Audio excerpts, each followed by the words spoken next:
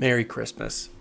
Let's check out the changes that were just spoiled from the Honest Wargamer for Ironjawz. But first, patrons. Yeah, you know you want it, yeah. Baron of Dice, 5% off your order. Why not, hey? Wybarian, Channel Art, all my favorite people. Okay, so let's first talk about some buffs that happened to Ironjawz. I think I got all of them. I went through and I tried very carefully, and I also, with a lot of support from people in my Discord, tried to find all of the changes. So let me know if I missed some. So first, some buffs. So the Mega Boss on foot now brings brutes into the fight.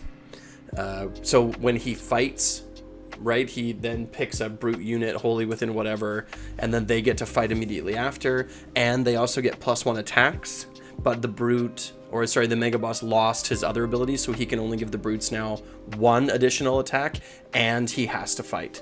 So I don't know if this is a buff or not, now that I'm thinking about it, because what the Mega Boss used to be able to do was just give them +1 to attacks, even if he wasn't in combat, but now he has to be in combat to get this ability. So I actually don't know if this is a buff. I think it's a buff. But it might not. So I actually don't know. Right. The Ardboy Shield Bash no longer requires a charge, so now it's not if you're charged you get to do the Shield Bash, you just get to do the Shield Bash every single turn that you're in combat.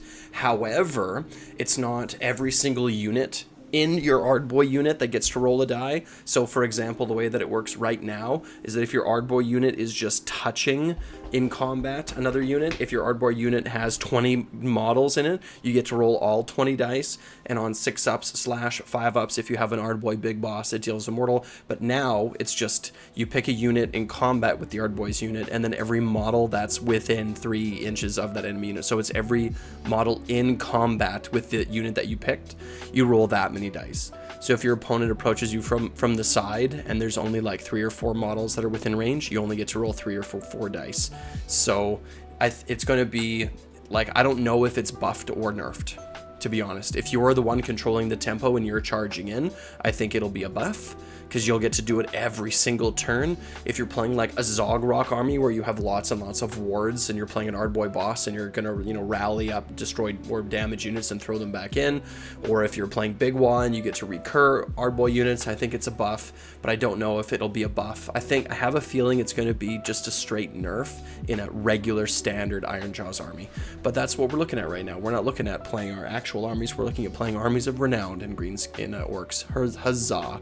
So I don't know if it's the fact that you don't have to be charged is a significant buff. The fact that you have to be within combat range is a nerf.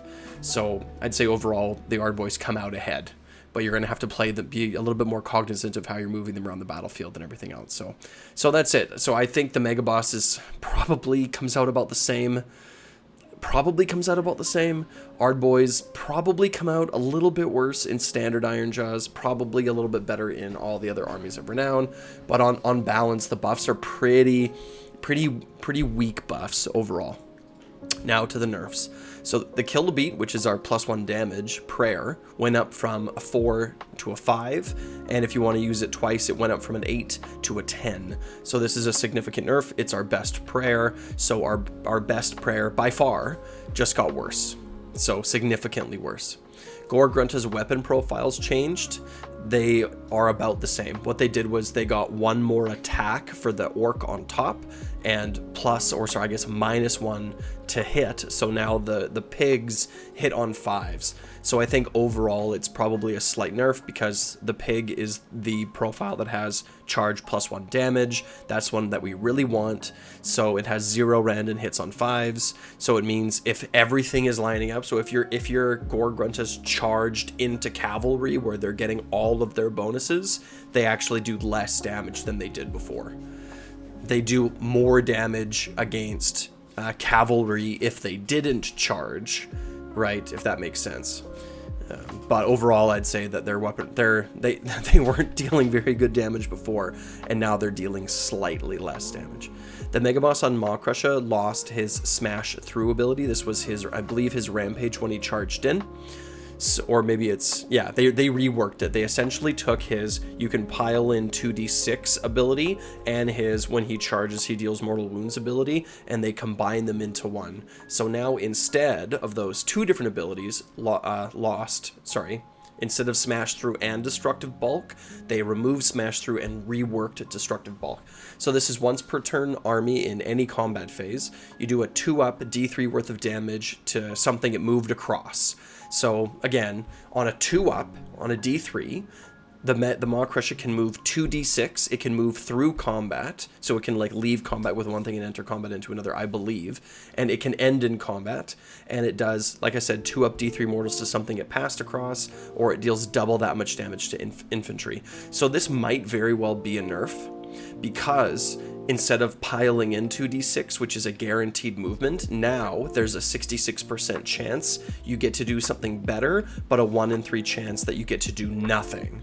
So the consistency went down. We really need to move this Maw Crusher. It has to move. We have to move it over screens. We have to move it around corners. Like, it has to move. And so even though the move is better now, the fact that it's going to go nowhere 1 out of 3 activations feels kind of bad to me. So I think this is probably a slight nerf just because of the inconsistency of that 2d6 movement now. So let me know what you think. Are these actually nerfs? I think the real thing that people are really excited about for Ironjawz right now is not because Ironjawz are feeling a little bit better after these spoilers, I think, than they did before, but the reason is because of an Army of Renown. I don't think that Ironjawz players are really that excited about the actual book. They're excited about playing a straight up Ironjawz Big Wah with Kragnos and playing this Zogrock Army of Renown, right? So, but the actual base Ironjawz, I don't think look any better. I think they look actually worse than they did before these spoilers. Again, it's like the two sort of quote-unquote buffs are barely buffs, and they might even be slight nerfs, and then the nerfs are nerfs, right? The Kill to Beat was significantly nerfed. I think the Maw Crusher was also nerfed. Like, Ironjawz got nerfed too. Like, it's a curse right now, having a book come out so soon after the faction packs. I guess it hasn't been that soon, but Games Workshop, you know, they work very slowly. So, you know, if Games Workshop could write the book with the information that they have right now, I'm sure the book would look a lot different. Ironjawz need literally a whole extra page of rules. You know, it's just they're not in a good spot right now. So I will be making videos on Big Wah and how to play, how to win, how to build lists, how to win with Big Wah, all that good stuff. And same thing probably with the Army of Renowns that are actually worth, the other Army of Renowns are actually worth playing. So I guess the Zogrocks, Anvil Smashes, or whatever they're called. So stay tuned. But until then, like, subscribe, and wah.